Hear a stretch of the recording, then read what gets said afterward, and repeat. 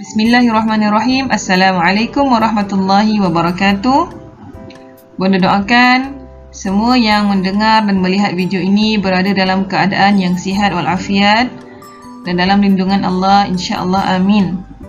Untuk video ini, Bonda mahu berkongsi khususnya buat ibu bapa dan calon-calon UPKK pada tahun ini 2023, sedikit pengenalan berkenaan dengan UPKK atau ujian penilaian kelas KAFA, dan penafian atau sebagai disclaimer, perkongsian ini adalah berdasarkan daripada pengalaman Bonda sendirilah. Jika terdapat sebarang pertanyaan atau persoalan berkenaan dengan UPKK, Bonda menggalakkan anak-anak dan juga ibu bapa khususnya bertanya kepada guru-guru di sekolah anak-anak masing-masing, insya-Allah. Pertamanya, apakah itu UPKK? Kita kenal dulu UPKK itu apa. UPKK adalah singkatan kepada Ujian Penilaian Kelas KAFA UPKK, dan ia adalah merupakan peperiksaan bersijil yang dikeluarkan oleh pihak Jabatan Kemajuan Islam Malaysia ataupun JAKIM. Dan peperiksaan ini dijalankan ke atas semua pelajar darjah 5 di sekolah KAFA seluruh Malaysia termasuk Sabah dan Sarawak. Jadi ia adalah satu peperiksaan yang ada sijil lah, ya. Dan pendaftaran UPKK pula perlu merujuk kepada guru KAFA sekolah masing-masing. Pendaftaran UPKK ni anak-anak, ibu bapa kena bertanyalah kepada guru di sekolah KAFA. Ada yang bertanya berkenaan dengan sijil UPKK ni boleh bawa ke mana, kan? Jadi sijil UPKK yang anak-anak dapat nanti selepas habis peperiksaan, dah dapat keputusan, kan, merupakan salah satu nilai tambah lah untuk kemasukan ke sekolah-sekolah menengah agama, khususnya, ya, sekolah menengah kebangsaan yang ada aliran KAA, asrama penuh, okay, sekolah-sekolah tahfiz dan lain-lain sekolah lah amnya, sebagai satu bonus penyokong untuk anak-anak dapat tempat di sekolah-sekolah yang mereka inginkan, kan, sebab kita tiada UPSR, jadi UPKK dianggap satu peperiksaan yang boleh dikatakan besar lah, untuk menjadi nilai tambah ke sekolah-sekolah, khususnya sekolah-sekolah berasrama lah. Okay. Untuk UPKK ada 3 bentuk penilaian lah secara amnya. Yang pertama secara lisan dan amali.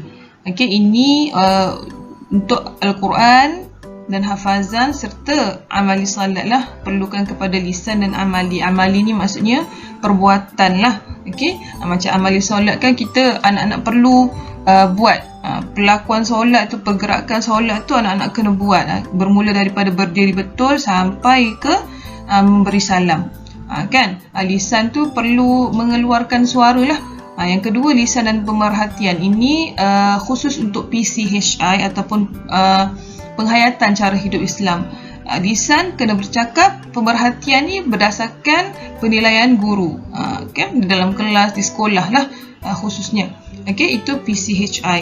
Dan yang ketiga secara bertulis. Yang ini untuk 5 subjek tu lah. Okay, bertulis, maksudnya ada tarikh khusus anak-anak kena duduki untuk peperiksaan bertulis ini. Okay, dan peperiksaan bertarikh khusus ini bertulis, dia ada tarikh, kemudian dia ada silibus. Silibusnya diambil daripada tahun 3 sehingga tahun 5. Tahun 3 sampai tahun 5 tu akan diuji dalam peperiksaan bertulis. Kita masuk dalam lagi berkenaan dengan subjek dalam UPKK. Ada 8 subjek secara total lah. Yang pertama bidang Al-Quran, okay, merangkumi tilawah, hafazan dan tafsir. Yang ini menggunakan diuji secara lisan, okay, kena keluarkan suara, kena baca. Yang kedua ulum syariah, yang terdiri daripada subjek ibadah dan akidah. Ketiga sirah. Keempat adab. Kelima jawi dan khat. Keenam lughatul Quran ataupun bahasa Arab. Yang ketujuh PCHI, iaitulah penghayatan cara hidup Islam. Dan yang ke-8 adalah amali solat.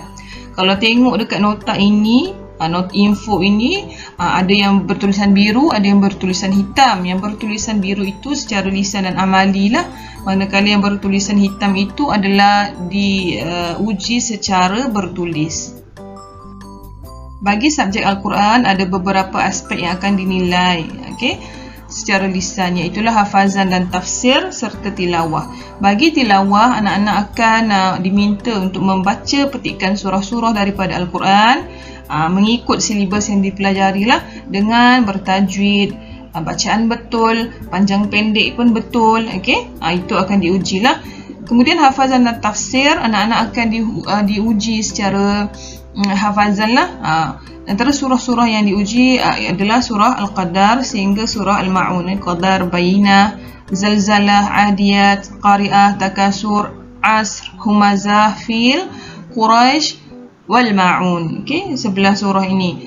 Tafsir pula ditanya berkenaan dengan tema surah, turun di mana surah ini, maksud perkataan, ada berapa ayat dalam surah, kemudian pengajaran lah, pengajaran daripada surah. Itu untuk Al-Quran dan tilawah.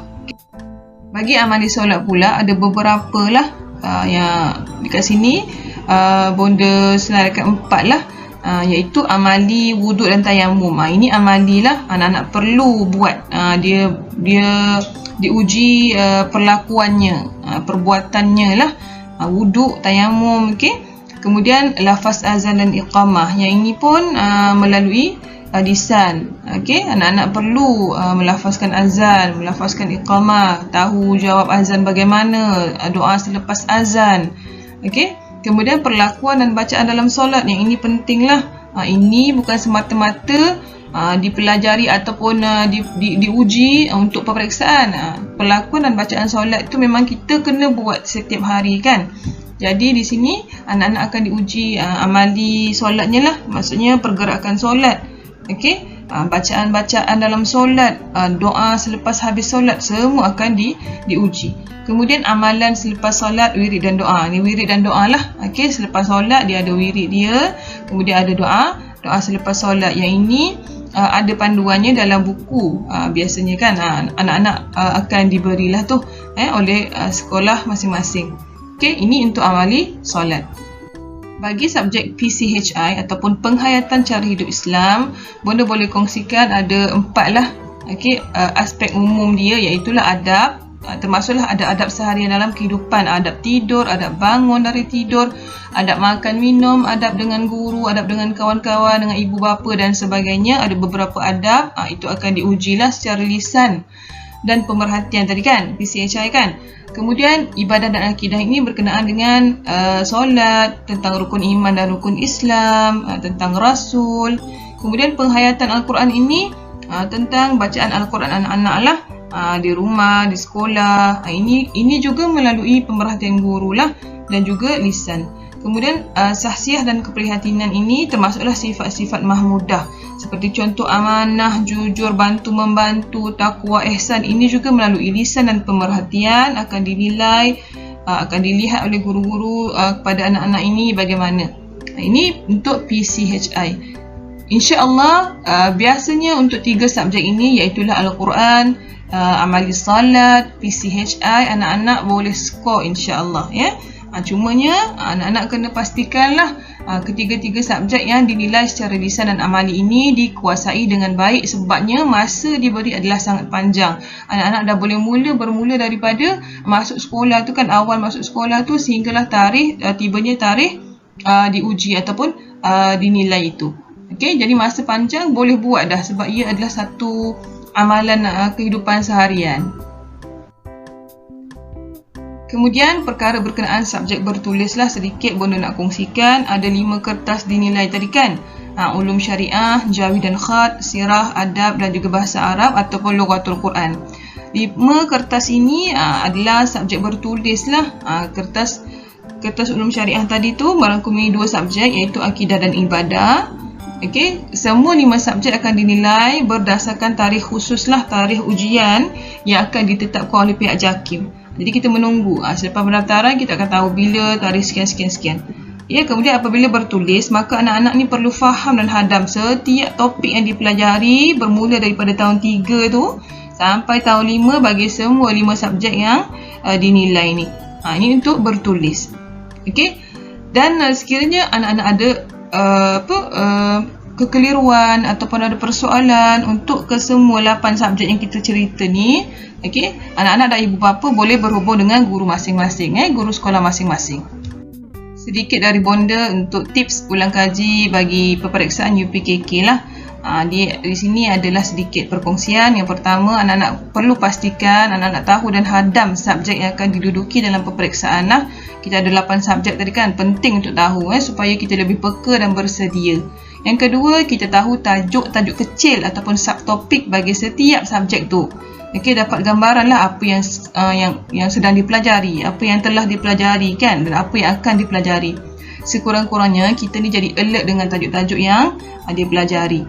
Kemudian buat nota lah. Ini kena rajin. Buat nota untuk topik atau tajuk yang dipelajari.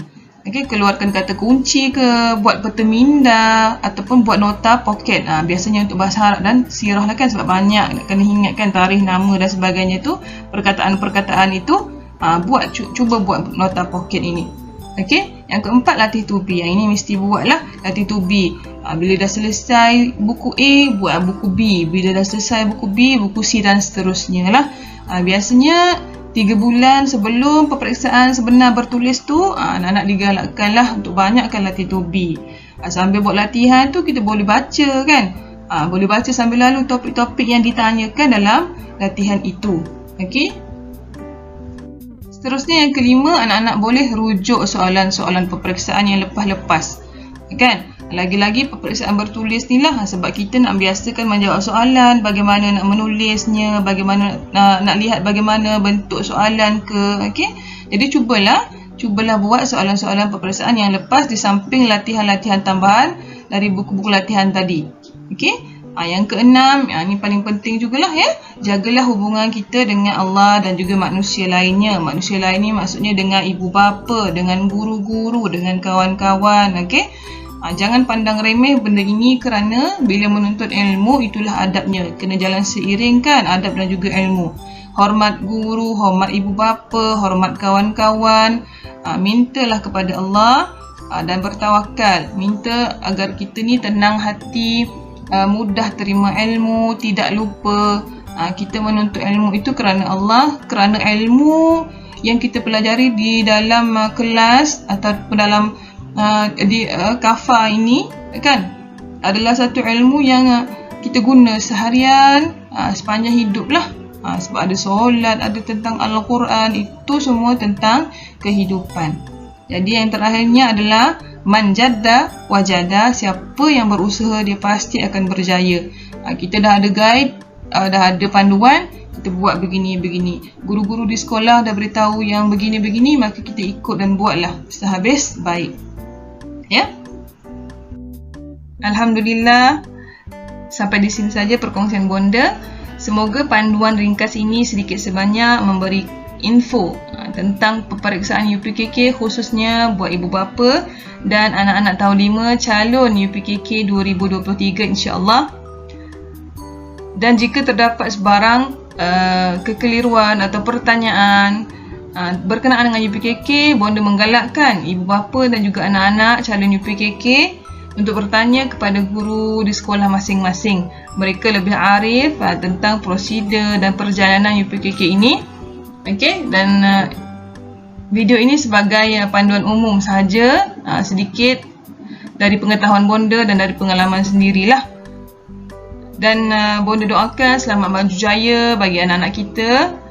Semoga anak-anak dapat belajar dengan tekun, dengan rajin dan mengamalkan ilmu yang diperolehi dalam kehidupan seharian insya-Allah. Baik, sampai di sini saja. Ma'assalamah ila liqa. Assalamualaikum warahmatullahi wabarakatuh.